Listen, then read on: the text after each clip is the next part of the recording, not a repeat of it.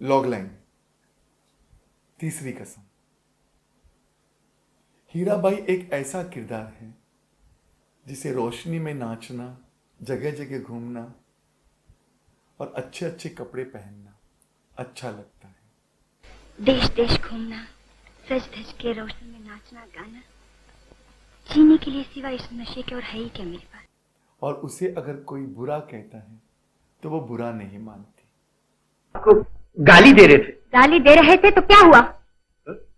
कोई गाली दे कुछ कहे, तुम्हें बीच में आने की क्या जरूरत है?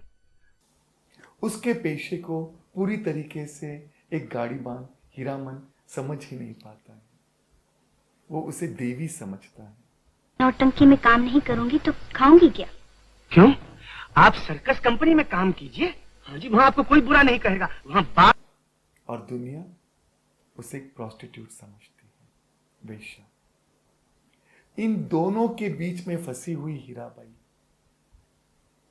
को इंसान कोई समझता ही नहीं है।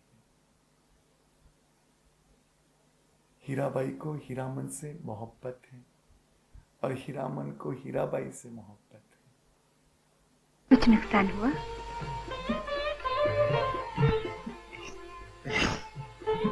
फिर क्या हुआ?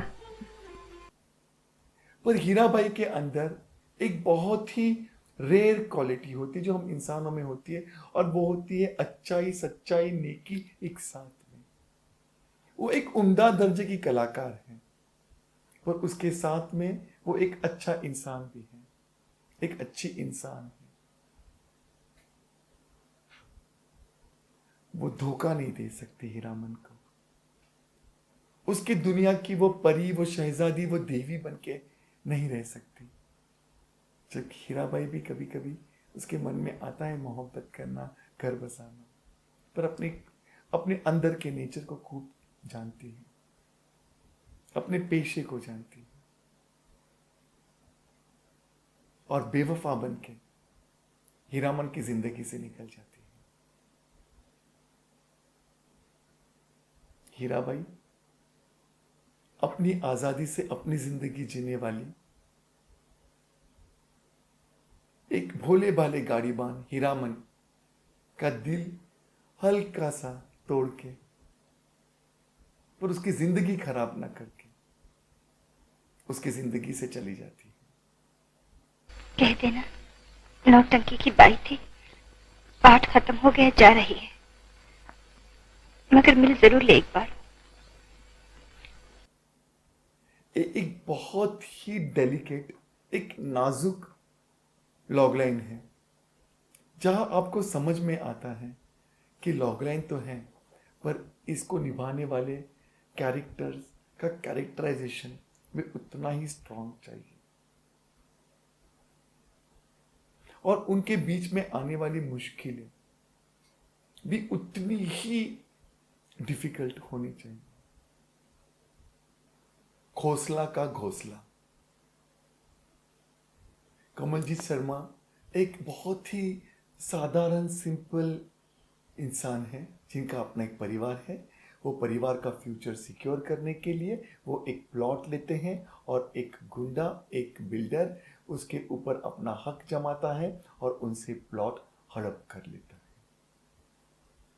बेईमानी के इन लोगों में जो खराब टाइप के लोग हैं, जिनसे अच्छे लोग कोई भी किसी भी तरीके का वास्ता रखना नहीं चाहते, उनको जबरदस्ती उनके साथ में भिड़ना पड़ता है। ये चाहते हैं कि बस दूर निकल जाए, पर किस तरीके से अपनों के सहारे, अपने बच्चों के सहारे, अपने परिवार के सहारे वो प्लॉट वापस हासिल करते हैं, एक बड़े बेईमान, एक बड़ा पावरफुल इंसान से, बिना मारपीट किए, बस दिमाग लगा के। और कैसे इन बुराई से लड़ने की अपने अंदर ताकत पाते हैं और उस ताकत को बनाए रखते हैं। ये लॉगलाइन है खोसला और घोंसला फिल्म की। रंग दे बसंती। आजकल के कॉलेज के नौजवान जिनको बस टाइम पास करना है, अपनी जिंदगी को बस यूं ही जाया करना है, एंजॉयमेंट के नाम पे, जवानी के नाम पे, इनके अंदर बस एक डॉक्यूमेंट्री के सहारे, वो भी अंग्रेज जो डॉक्यूमेंट्री बना रही है फ्रीडम फाइटर्स पर, उनके सहारे भगत सिंह जी, चंद्रशेखर आजाद जी, लाला लाजपत राय जी, सुखदेव जी, इन सब के कैरेक्टर्स को निभाते निभाते इनके अंदर एक देश के प्रति प्रेम जाग उठना और अपने देश को उन्हीं की तरह प्रोटेक्ट करने का जज्बा जाग उठना। आखिर इन लड़कों में ऐसा क्या है जो इन्हें डर नहीं लगता? और उसके लिए कदम लेना, कदम बढ़ाना, कदम उठाना। लगता है कभी कभी इंसान के अंदर की आवाज उसे इतनी दूर तक खींच लाती है कि डर की सारी हदें पार हो जाती हैं। और जैसे वो फांसी पे चढ़ गए थे,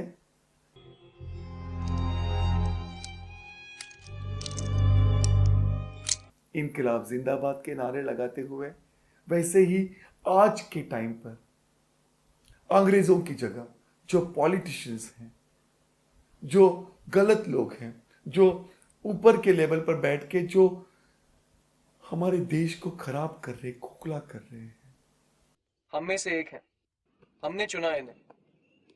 ये लोग करप्ट है तो हम भी करप्ट हैं। कुछ बदलना है तो खुद को बदलना होगा। ये नौजवान बच्चे अपने देश के परफेक्ट करने के लिए अपनी जान गंवा देते हैं, शहीद हो जाते हैं।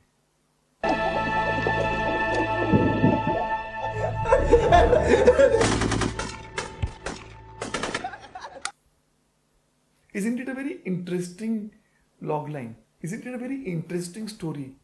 कि बेफिक्रे नौजवान बच्चे जिन्हें बस इस पल में जीना है, वो देश की समस्या को गंभीरता से समझते हैं, उसकी गहराई में उतरते हैं और देश को ठीक करने का, देश के अंदर की गंदगी को साफ करने का मुहिम हाथ में लेते हैं।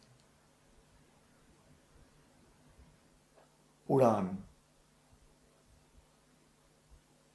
एक टीनेज लड़का रोहन अपनी कुछ शरारतों की वजह से, उम्र की नादानियों की वजह से स्कूल से रेस्ट्रिकेट किया जाता है और जिसे अपने ओवर डिसिप्लिन, ओवर स्ट्रिक्ट, बहुत ही डिफिकल्ट इंसान जो है, जो उसके पिता हैं, उनके साथ रहना होता है, जहां वो अपने जैसा ही अपना छोटा सौतेला भाई को भी पाता है। एक ऐसे माहौल में है ये दो बच्चे, दो सौतेले भाई। Actually as a kid brother है, वो बहुत छोटा है उसे। कैसे ये दोनों एक दूसरे के करीब आते हैं, एक दूसरे का सहारा बनते हैं और कैसे उड़ान लेते हैं अपने बाप के सख्त पिंजरे से। बहुत ब्यूटीफुल फिल्म है। इसमें आई हुई पोइट्रीज खास तौर पर और भी ब्यूटीफुल है। सबने बहुत अच्छा काम किया है। देखिए कैसे ये एक टेंडर सी कहानी है, कहते हुए भी कितना नाजुक फील हो रहा है। तो सोचिएगा कि इस लॉगलाइन में उस फिल्म के जज्बात उमड़ के आ रहे हैं। मुन्ना भाई एमबीबीएस। मुन्ना भाई एक लोकल गुंडा है जो अपने गांव से भागकर आया हुआ है और अपने पेरेंट्स को उसने ये झूठ कहा है कि वो एक डॉक्टर है। भाई तुम एक बार बाबूजी को बोल दो ना कि अपन डॉक्टर नहीं है, भाई है। जिसकी वजह से उसके पेरेंट्स उनके अपने दोस्त जो डॉक्टर हैं, उनकी बेटी से जो डॉक्टरी पढ़ रही है, उसे शादी करा देना चाहते हैं और जिसकी वजह से ये बुरी तरीके से फंस जाता है, जिसकी वजह से उसके माँ बाप का अपमान होता है। धोखेबाज है। और अगर आप ये बात नहीं जानते दुनिया में आपसे बड़ा बेवकूफ इंसान मैंने नहीं देखा। बस और फिर ये तय करता है कि वो डॉक्टर बनेगा और उन्हीं की बेटी जो डॉक्टर है उससे शादी करेगा। को दिखाएगा, डॉक्टर बन के दिखाएगा साले को।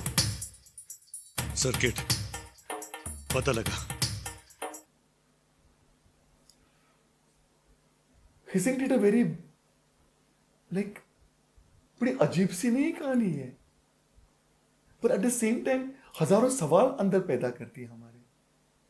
और सवाल का मतलब होता है सीन्स, कि कैसे होगा, क्या होगा, कैसे करेगा। ये तो गुंडा है, मवाली है, पढ़ा लिखा भी नहीं है और डॉक्टर बनेगा, एंट्रेंस एग्जाम पास करेगा, 4 साल मेडिकल कॉलेज में पढ़ेगा।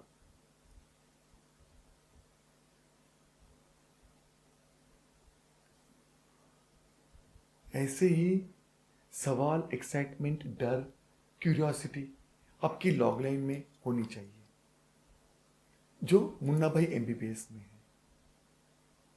मैं रविंद्र सूर्यवंशी ऐसे ही अलग अलग टाइप के फिल्मों की लॉग लाइन का एग्जाम्पल देख के आपकी क्लैरिटी में थोड़ी सी और मदद करूंगा। मेरे साथ जुड़े रहिएगा। Thank you, good bye.